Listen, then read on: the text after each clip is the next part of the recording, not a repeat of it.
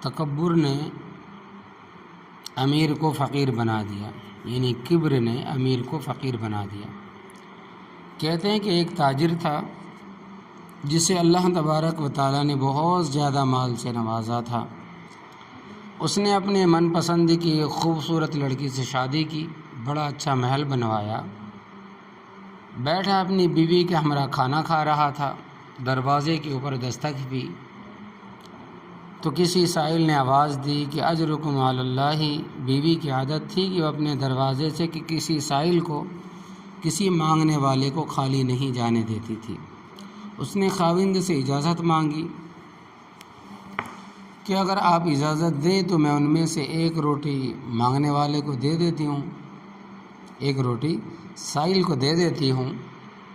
اس نے کہا کہ دے دو۔ اس نے جا کر اس کو ایک روٹی دے دی، تو جانے آنے میں جو منٹ آدھا منٹ لگا تو خاوند کا موڈ آف ہو گیا۔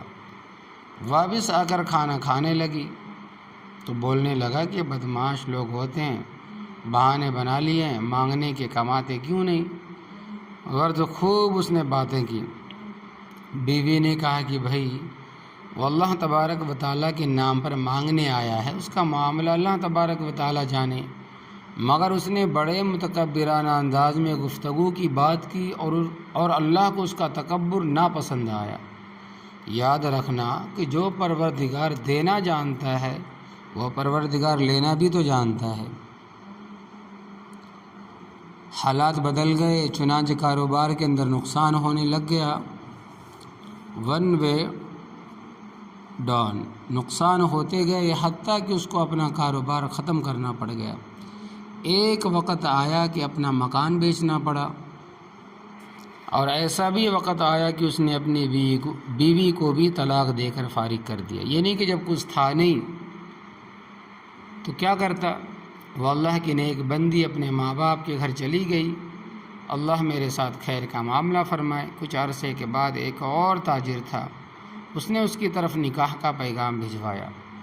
چونکہ اس کو اللہ تبارک و تعالیٰ نے حسن و جمال بھی یہ دیا تھا، فضل و کمال میں نیکوکاری بھی عطا فرمائی تھی، تو ماں باپ نے نکاح کا پیغام قبول کر لیا، اس کی شادی ہو گئی۔ اللہ تبارک و تعالیٰ کی شان دیکھیے کہ کچھ عرصے کے بعد یہ اپنے خاوند کے ساتھ بیٹھی کھانا کھا رہی تھی، دروازے پر دستک ہوئی، کسی نے اللہ کے نام پر مانگا، اس نے خاوند سے اجازت چاہی، عادت کے مطابق کہ اگر اجازت ہو تو میں کچھ مانگنے والوں کو دے دوں۔ اس نے کہا کہ دے دو۔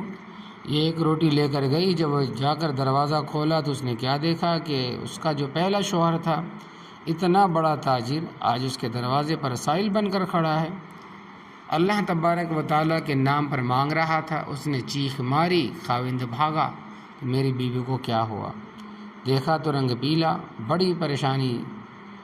بڑی پریشانی سے پوچھا کہ کیا بنا، کیوں بے ہوش ہوئی؟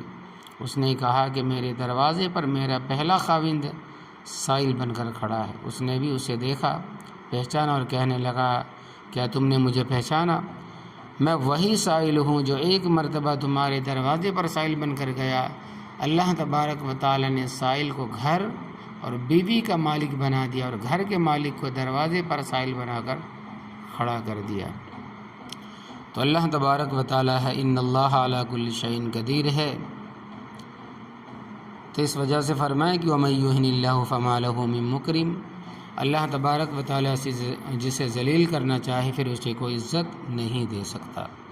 تو اس وجہ سے اپنے مال کے اوپر، اپنے اولاد کے اوپر تکبر اور گھمنڈ نہیں کرنا چاہیے، اللہ تبارک و تعالیٰ کی ناشکری بھی نہیں کرنی چاہیے۔